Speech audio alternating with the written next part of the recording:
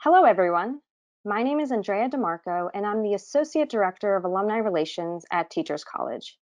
I'd like to thank everyone for joining us today for our virtual programming featuring alumni Asha Owens and Rebecca Kwee. This series is brought to you by Alumni Relations as part of TC's Come Together Right Now virtual series. Although many of us are staying home right now, we are grateful for our alumni experts who have stepped forward to offer digital programs that will continue to bring the TC community together to learn, share, and connect with one another. Today, Rebecca and Asha will present Supporting Your Students' Transition from High School to College. Asha Owens and Rebecca Kwee are nationally recognized instructional designers creating curricula and technologies to help historically underrepresented students navigate college. They are the co-founders of BestFit, an ed tech social enterprise funded by the Bill and Melinda Gates Foundation and fellows at 4.0 Schools at a national nonprofit that tests new learning spaces and tools for local communities. They have provided some resources which you can download in the handout pane. If you have any technical issues during the webinar, please feel free to chat me directly in the chat pane. And without further ado, here's Asha and Rebecca. Hi, everyone. Thanks for your time today. And before we start, we want to have a chance to get to know each other since it's a virtual webinar. So what we're going to do now, if you could take out your phone or your browser and join our poll at the link provided, there's a question that asks, what role brings you here today? So that would be really helpful for us to know if you're coming in, like your perspective that you're bringing in here today, so we have more context. So we're going to give everyone a few minutes to fill out the poll, and we're excited to see your responses.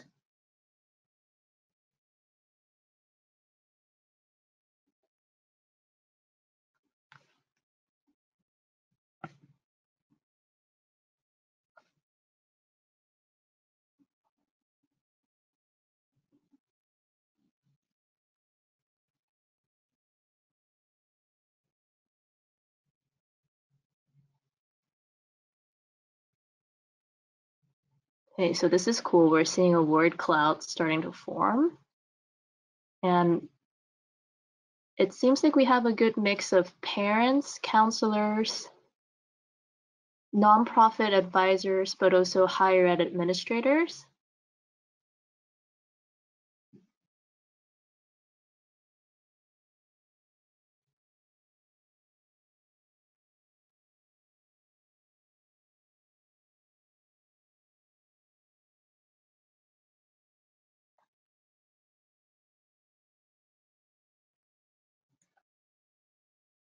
It's really great to see that there's such a balanced mix of different stakeholders today. So we'll keep that in mind. I'm sure everyone's coming in with different contexts, so we'll also keep that in mind. But yeah, no, that's really helpful for us to know. So parents, advisors, teachers, and college counselors. Our goal today is to understand how today's college students, the challenges that they face when transitioning to college and how we can better support their transition. And we wanted to start by just introducing ourselves to give you a bit more context on our work. Yep. So hi, everyone. I'm Asha Owens, and I was a master's student at TC in the Instructional Technology and Media program. And then before TC, I studied neuroscience at Brown, and I've spent most of my career in ed tech working as a product designer and software engineer. And for me, I'm Rebecca. I was a master's student at the higher and post-secondary education program at TC. And before that, I was a college counselor for international students for 5 years. Yep, and we met at TC as part of Teachers College's inaugural EdTech Innovation Award. And then after winning Innovation Award, we went on to create BestFit, the company. And shortly after graduation, we received grants from 4.0 Schools and the Gates Foundation, which enabled us to do our work full time. And today we'll be sharing some insights from our work. So we've basically spent our time researching some of the key challenges that high school students face when they transition to college. And specifically over the time, we've collected more than 250 surveys interviews and focus groups with current college students.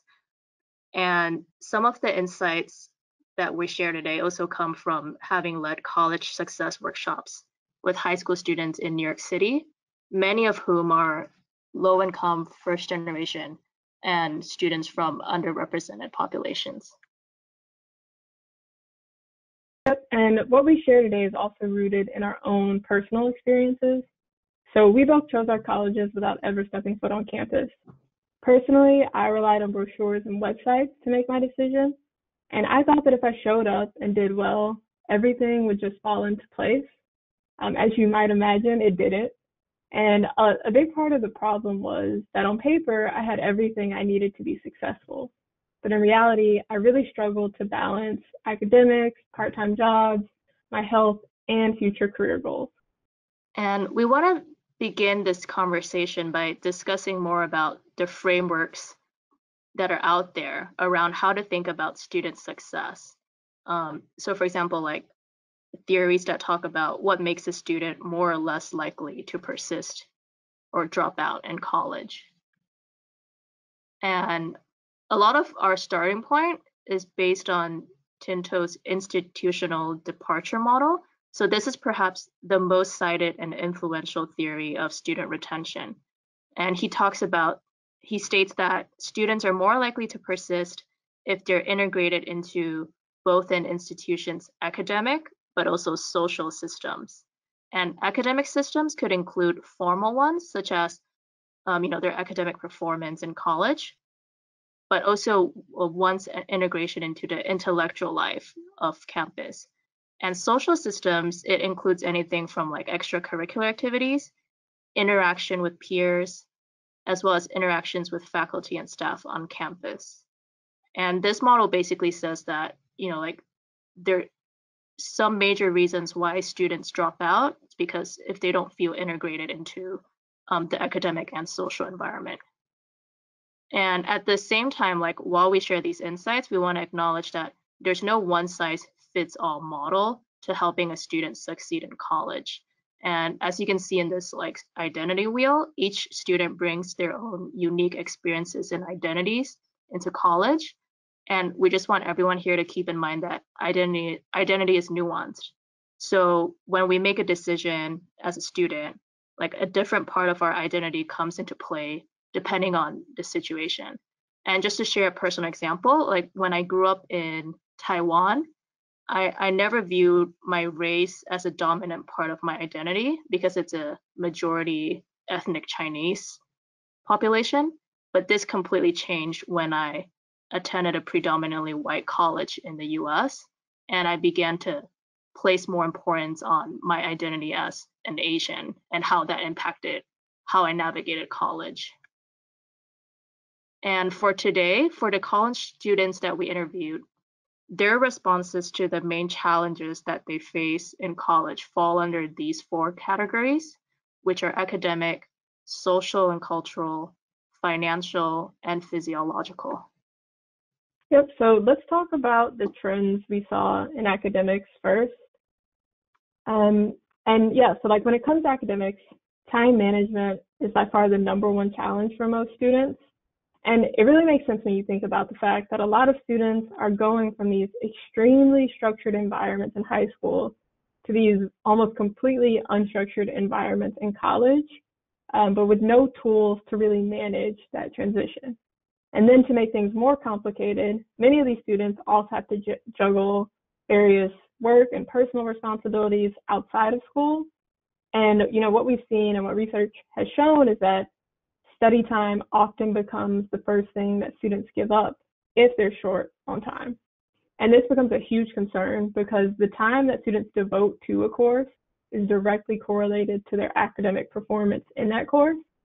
So one of the biggest recommendations we have here is to really prepare your students and spend time going over time management activities and strategies before they get to college. And then also thinking about how you can help your students achieve balance as a college student between their work, their personal life, family, and academics. And then the second trend that we saw was this alignment with their career goals. So in our interviews, a lot of students were also concerned about whether they were even in the right major and whether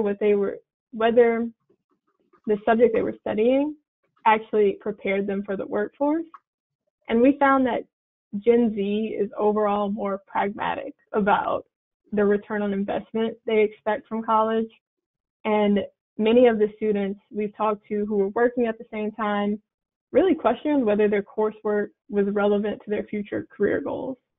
So our biggest recommendation here is, one, showing students that changing majors is a normal thing that most students go through, and then really highlighting other ways to build career readiness.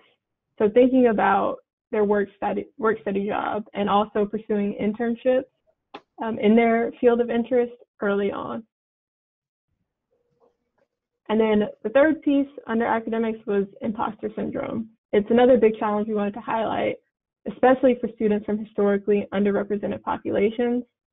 I know that Becca and I both experienced them as, women of color in STEM fields, and it really does have a huge impact on students' participation in these fields and their engagement in the class.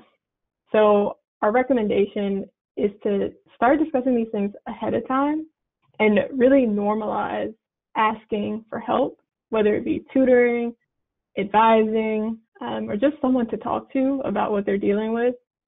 And beyond that, referring students to support systems that exist on campus. So these things might be peer mentoring, they might be student groups and organizations on campus. But yeah, just especially highlighting these different places where they can go to just receive help and ensure that they have a sense of belonging. Yep. And then the resources we wanted to share here. There are two important ones I wanted to highlight. So the course syllabus, students should be getting one of these for every class they're taking in the semester. And one good practice for time management is entering all of their assignments and exams into their calendar right at the start of the semester, and then setting up reminders so they're not missing these deadlines and they can start preparing early. And then the second piece is that a lot of campuses have free tutoring and writing centers. So college tutors are super expensive, but a lot of colleges offer free services through the library or sciences center. Some key things to note here: you might have to sign up at the start of the semester, which is a time when a lot of students may not think they need help. So my personal recommendation is to just go ahead and sign up and attend anyway, because worst case scenario, it's a few hours of extra practice and studying every week. And it can also help them, make that transition to this unstructured environment. And now we want to talk a bit about the social, emotional, and cultural challenges that students face. One big starting point for them is just the lack of awareness of resources that are available for them to find their own social and cultural sense of belonging. So for many students, we found that you don't know what you don't know. And the reason they don't take advantage of all the opportunities is they just didn't know about them, as you could see in these real quotes from students that we interviewed. And this becomes an even bigger problem for students who live off campus, as they don't have an RA to support them and an RA to refer resources to them, or they miss out on a lot of flyers that are usually posted all around campus.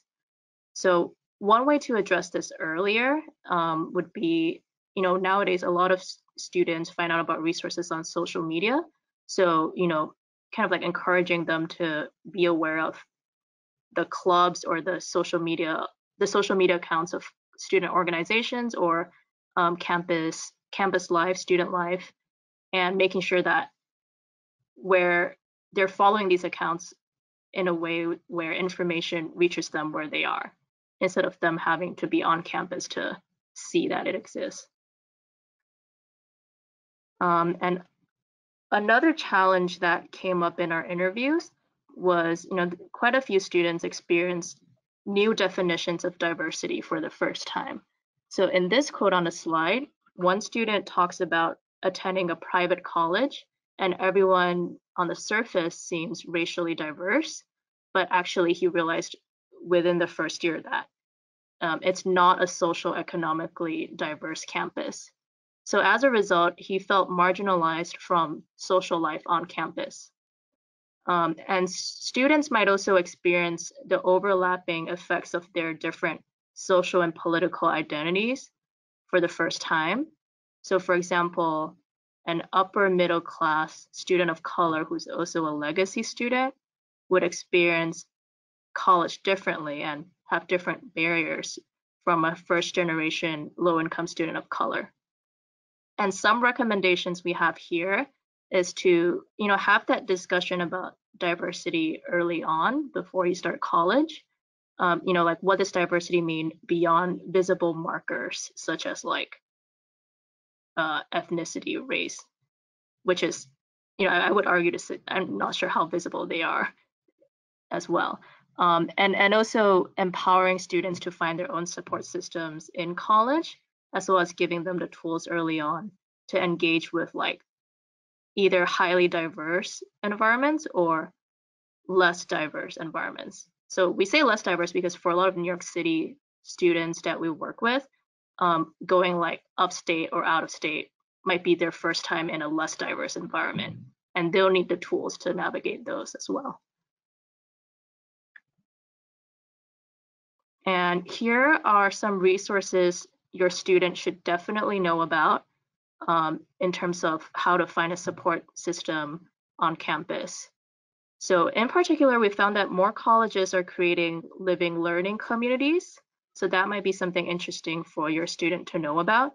So these are living learning environments where students with similar interests live together and participate in programs that cater to their academic, social, and personal needs.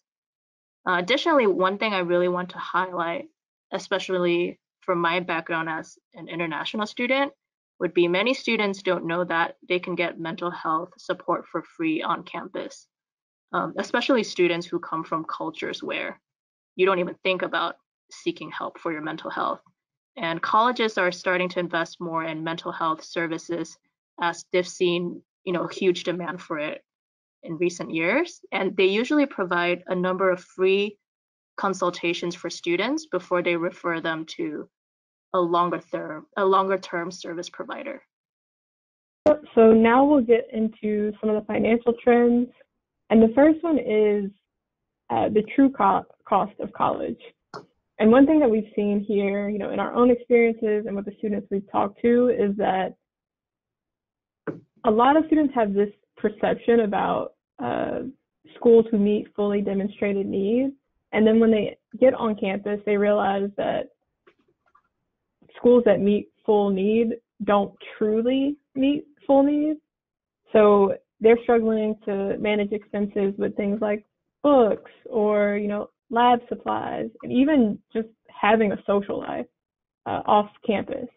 So our biggest recommendation here is budgeting for costs outside of tuition and room and board. And yeah, like the quote here says, this particular student was surprised on how much money they spent on transportation or even laundry, right? A lot of students are coming from households where they aren't thinking about these things. They aren't thinking about, like, oh, I like to eat snacks. How should I pay for those things? Or, oh, I have to do my laundry. Now I'm at a place where I have to pay by the load to wash my clothes or dry my clothes.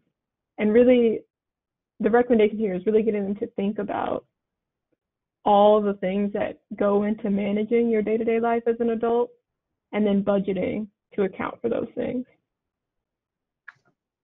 And then the next piece, again, awareness is huge here as well. So the biggest thing I want to highlight is that the financial aid office isn't necessarily where most of the aid is. And this can be really confusing for students because it's not intuitive, right?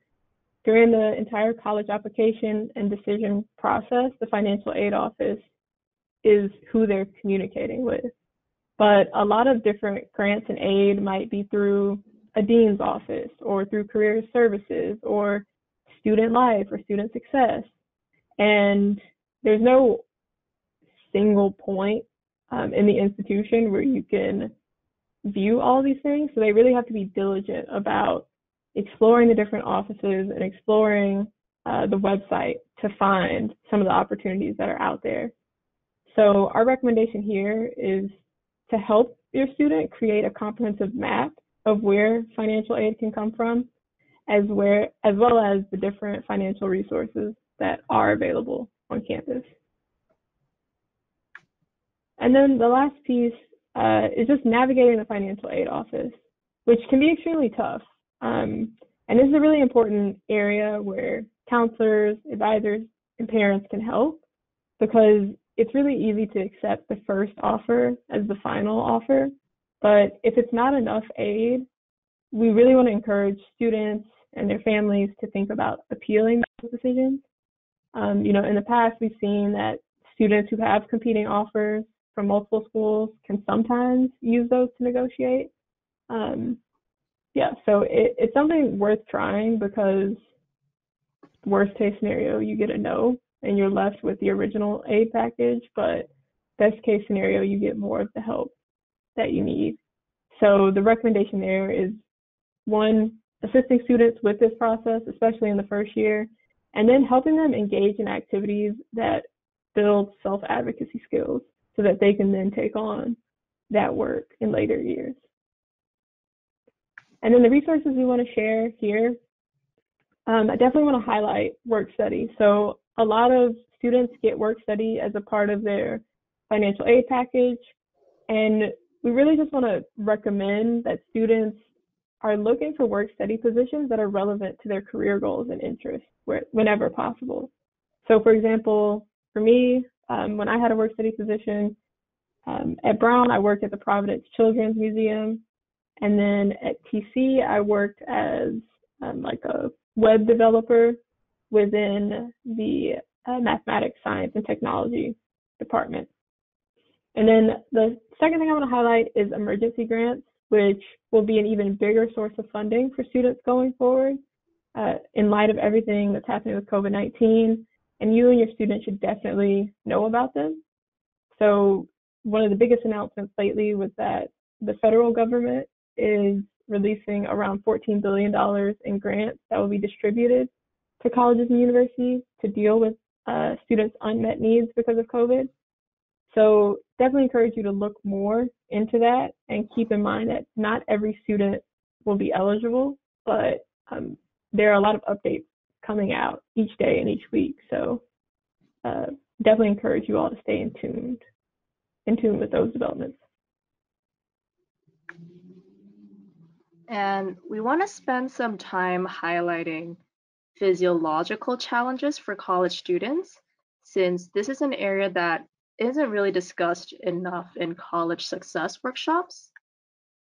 And by physiological, one big thing we talk about is meeting basic needs.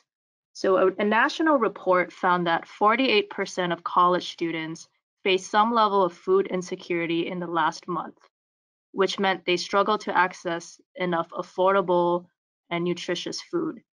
In addition to that, 64% of students have experienced some form of housing insecurity in the last year.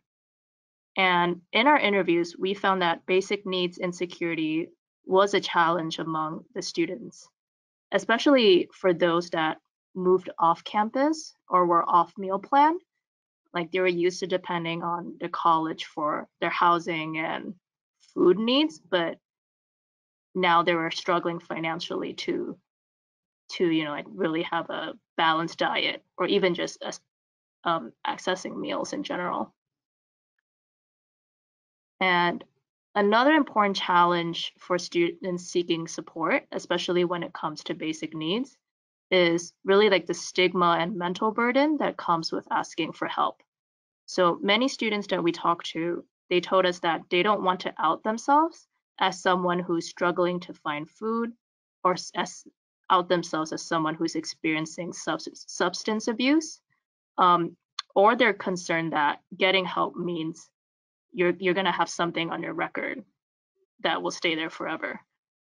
And basically we have to work with them to kind of like correct some of their misconceptions around asking for help, but also acknowledge them, because it is like a big mental burden to go from one place to another to see like, you know, who could help you. And some colleges are trying to address this by placing food pantries or emergency aid offices in very strategic locations where students, when students walk in, they don't need to actually publicly reveal that they're here for food or they're here for like temporary housing. And another strategy that works is normalizing these services and letting your student know that these services, such as food pantries, are available to everyone, so that they feel like getting help and accessing free resources is something that every college student should do. And this is something that we can remember to tell our students, that especially in some colleges, there's like a culture of like, oh, we should struggle. But actually, you know, one thing we could remember to tell our students is college doesn't have to be more of a struggle than it already is. And here are some resources we just definitely want to highlight that are available, but that many students don't know about. For example, food pantries. Some campuses have meal swipes where students with extra meals can transfer it to the campus so that those extra meal swipes could be used for students in need. And some colleges are doing more about assisting students with applying for public benefits, such as SNAPs, which is also called food stamps. And especially now, more colleges are doing something around providing temporary housing to students in need. And lastly, so something that a lot of people have been talking about recently, we want to talk very briefly on how COVID has impacted college life, since there's a chance that your student might experience a totally unconventional / virtual college environment if they're starting this fall.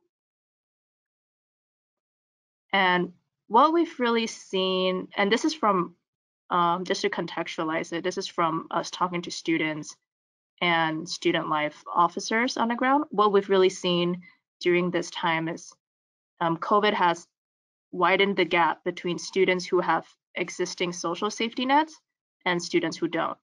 So for example, students who previously depended on the college for internet, housing, and employment, all of a sudden they lost all three at the same time because of the pandemic. And so now it'll be more important than ever for students to learn how to manage different virtual relationships in their life.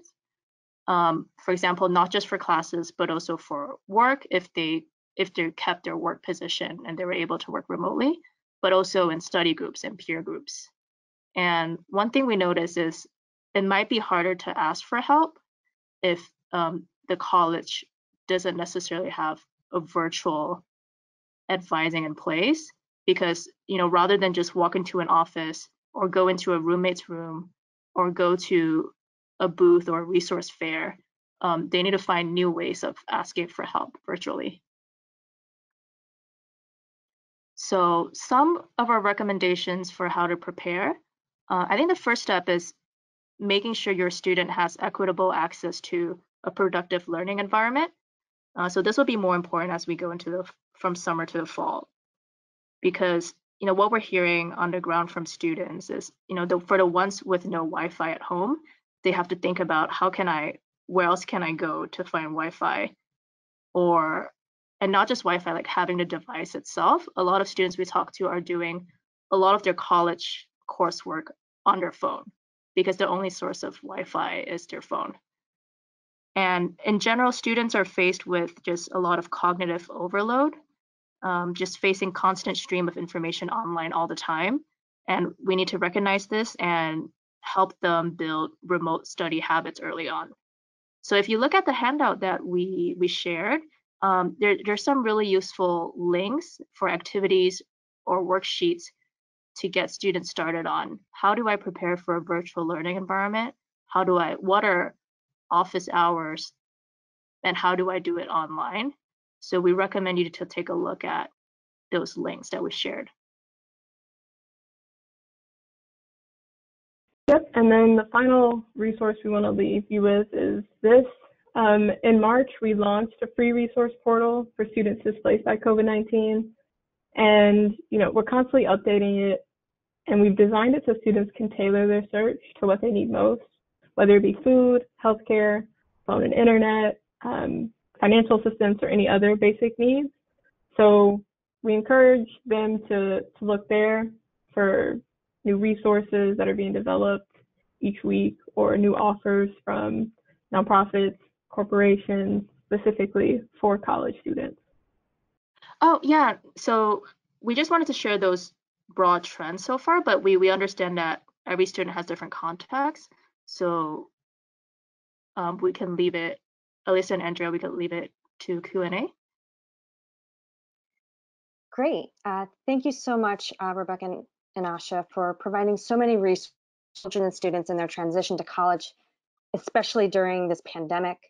Rebecca and Asha are open to questions. So if you have any questions that you would like to pose, please feel free to enter them into the question pane, which should be on the right side of your screen. And we did get a question already. There's a lot of uncertainty around what college will look like in the fall. It seems to be premature for institutions to make decisions if instruction will be in person, online, or some type of hybrid. If you're a student who is entering school in the fall, what advice would you have for them? Do they consider taking a gap year or choosing a school closer to home? That's a tough question to answer because a lot of it depends on the school itself. So I will say that sometimes if you take a gap year, you may not get the same aid that you were originally offered. So that's definitely one thing to consider, like what impact that decision has on your financial aid.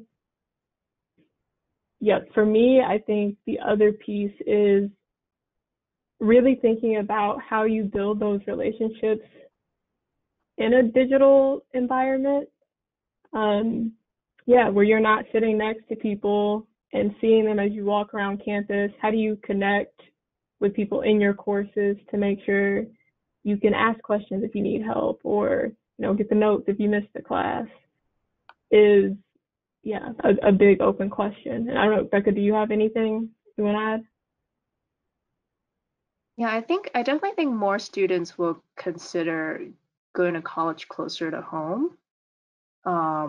So I think, especially for those with like family obligations, yeah, I do agree. It's really like a student by student case, but we are hearing more students think about, like, do I want to be just making sure there's somewhere where they could be supported if another crisis happens again. Great. Thank you. Another question that has come through is, do you have any suggestions or tools in terms of helping with time management skills in college? One thing that has become clear with high school moving online this spring is that many seniors are struggling with time management and time efficiency. Right. So for time management, there are a lot of activities online that we've highlighted in our handout that might be a good starting point. But in general, I think what helps when we've done workshops would be to try to like make it as scenario situation based as possible, so they could experience like, oh, here's like a real life situation where I have to try to manage my week instead of something really abstract. So having activities that are like based on the real world. So for example, one activity we did was like they had to plan their first week in college, and we gave them an example syllabus, and they had to fill out their own schedules. So making it seem as tangible as possible. And yeah, so like kind of like learning from a microcosm. Mm-hmm. Yep, and I would add that for me, like some things that really worked were, like I mentioned, taking each syllabus for my courses and adding the due dates at the beginning of the semester, and then setting up reminders. So if midterms were in October, reminding myself 2 weeks before then and then a week before then that that was coming up.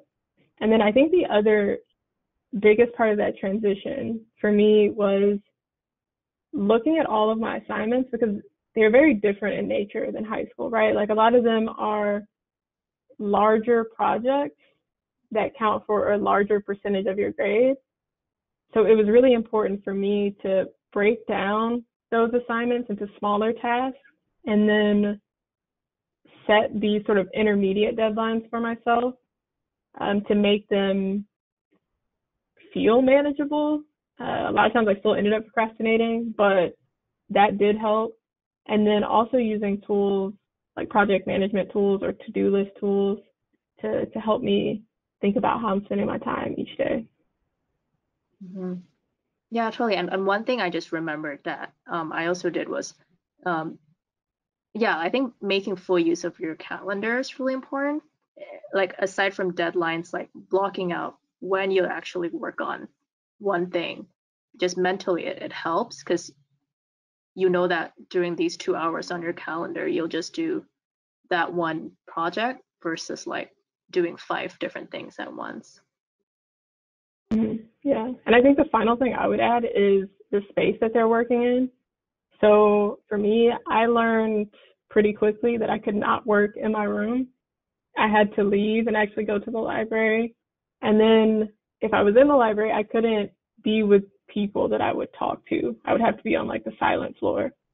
And that's really something that students have to figure out with remote learning, right? How does that setup work for them, in a way where they don't get distracted by their phone or TV or people walking around the house and things like that? Great. Another question that came through is, who should the student first reach out to when learning about the resources available to them when they get to campus or virtually? Would it be professors, advisors, peers, their RA? I think orientation is still important in this context. Even though schools might be moving to virtual orientation, usually your first exposure is to whoever your orientation leader is, or that's usually like your first person-to-person interaction with someone who can refer you to different resources on campus. So I think I would still, even if orientation is held virtually, I would still encourage the student to attend as much as possible, because that's usually your first touch point. And Asha, I don't know if you had more to add here. I would just say the website. Honestly, that was one of the things that I did before I showed up on campus. And I don't know, I guess it depends on the type of student. It can be fun or it can be really boring, but at least trying to explore as much of the school's website as possible. You might stumble upon things like fellowships, and other internship opportunities, grant opportunities that are available to them. And then it's good to have a good sense of the things that they're working toward as a freshman, because, like, say if it's a fellowship for your junior year, you've got to be doing the work to like validate yourself as a candidate for these things before junior year. So it really just helps have a good sense of what they're working toward before they even start school. Great. Another question is, if my child doesn't learn as well on an online platform compared to in person, what resources and advice can you give them to help them in that adjustment? Yep, I can take that one. So I would put myself in that bucket, definitely. One thing that's helped me a lot is having physical copies of whatever I'm reading or working on in front of me. And then, yeah, I just do a lot of writing as well. Otherwise, I don't retain the stuff that's being covered digitally as well. Yeah, and then I don't know. I guess like when I took online classes over the summer at TC, the the thing that got me excited about those courses was being creative about how I would do my projects. Like if I could use it as an opportunity to learn a new skill or make it something that I could add to my portfolio, things like that. Yeah, I agree with the having something that is still either written out, whether it be like your own notes instead of like on Google Docs. That helps me as well. Awesome. Another question that came through is that a lot of these seniors, they're entering a time of uncertainty. They're losing internships, or there's added pressure in that transition. What would you say to them or help support them further in this transition? Hmm. I think one big thing is yeah, like it is a tough time because especially for graduation and just not knowing whether you're not knowing what to expect in the fall. It's definitely tough, but I think one way is um, it could be a good time for them to, and it might be hard for me to find the right words since I haven't experienced that as a high school senior, but it's definitely like a time to learn more about themselves and like how they learn, because it's really like the one time where you finally find out like how do you deal with like new challenges. Um and I think one thing that helps when I talk to students is knowing that um higher ed administrators know that and are there to support them, as in like people acknowledge that this is a really like abnormal time, and then your community, your campus is here to help you. Yeah, and I think I would just add the first piece, being able to talk about that uncertainty and, the things that you might be concerned about and nervous about. Because, yeah, I think Rebecca and I, we face an entirely different sort of uncertainty around college. It was just like a lot of it was the excitement of, okay, I'm going to this completely new place with no one, like I don't know anyone there. And that was the uncertainty. And now theirs is very different from that. And then I would just say my perspective is a little bit biased in terms of just like coming from a software engineering and design background. I would definitely use this time, if I lost my internship, to either build something to help or learn a new skill, because I think that that's really what's going to like set you apart as a student going into the school year. Yeah, like how did you make the most of this time even when things weren't the greatest?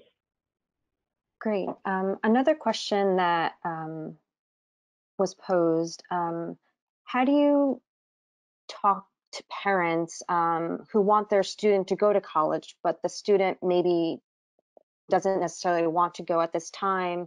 How would you kind of address those parents? Hmm. Yeah, that's definitely something that will continue to come up more and more often. I think one way we approach this would be, how can we make sure this student has all the information they need to make a decision? So it's kind of like, oh, if you feel that college now wasn't for you, why is that? And it's like, what are you hoping to accomplish?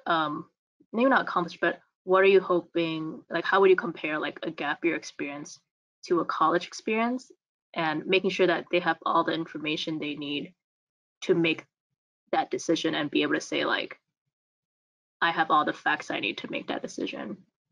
And that's an activity we do with our students for those even before COVID, those who think college isn't for me versus those who are unsure whether college is for them. Like, can you do you at least have all the information you need to make that decision? Yeah, and I think exploring the options, like what's the middle ground between being on campus and a gap year, right? Like could you be a part-time student and take some virtual classes while also doing something else. The other question that I would ask is, if campuses aren't opening, I guess the assumption has to be that other things aren't going to be open and in person. So what's the goal of the gap year if you can't travel or work in an office and things like that? Okay. And if schools are going to be virtual in the fall, what advice can you give on how students can interact with each other since they won't be meeting in person? Asha, any thoughts on that one?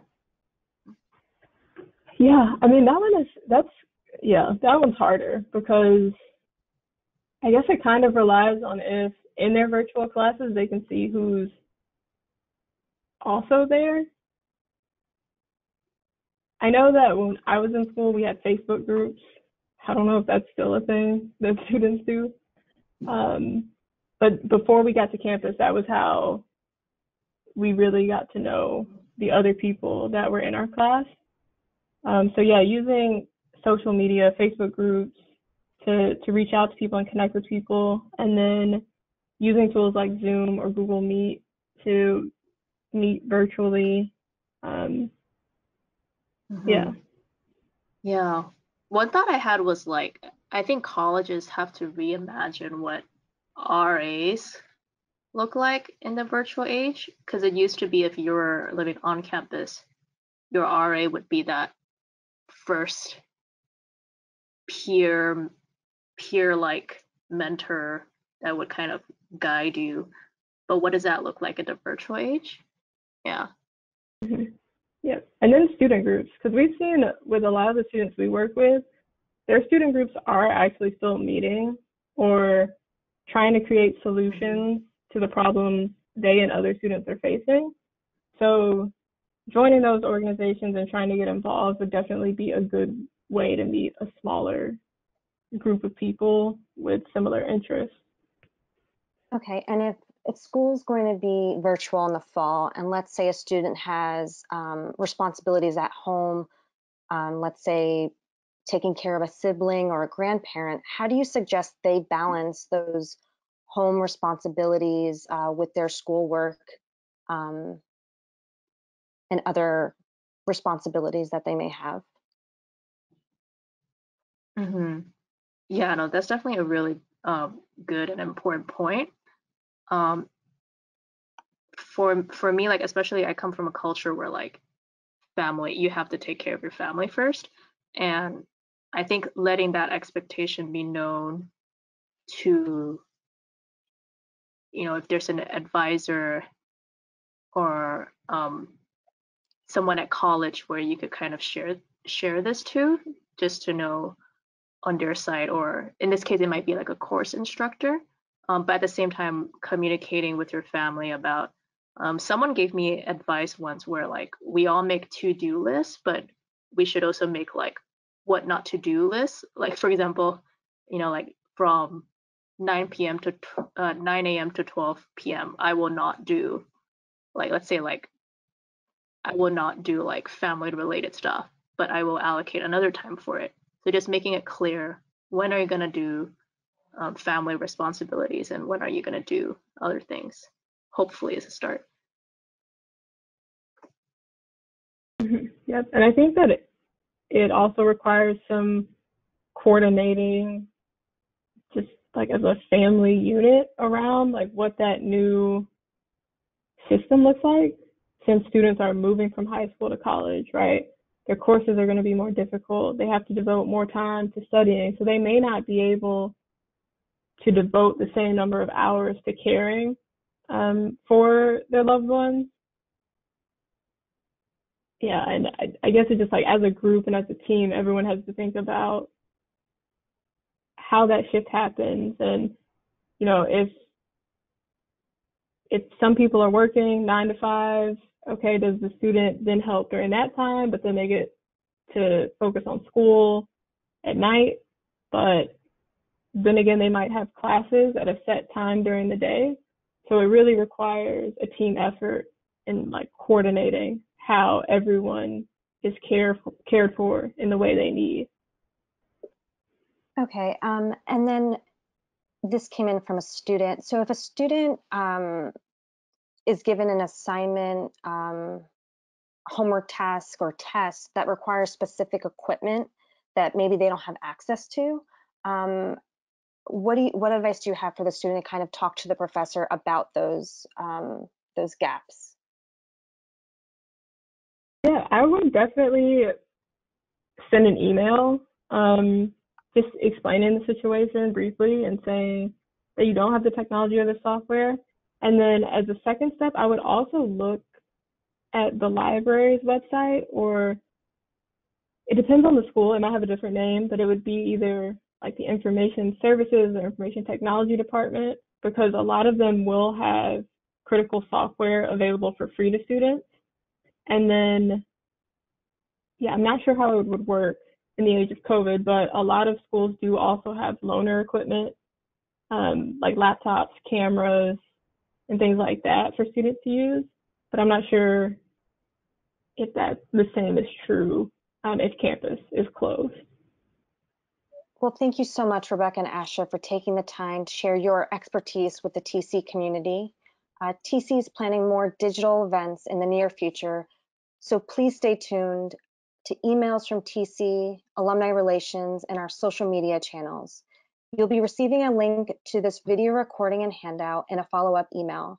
The video will also be available on our website. We hope you can join us for our next event, Making the Most of Our Pandemic Pantries, cooking demo with alumna Stephanie Sachs on Tuesday, May 19th at 2 p.m. Eastern Standard Time. Thank you all for joining us, and we hope you have a wonderful day.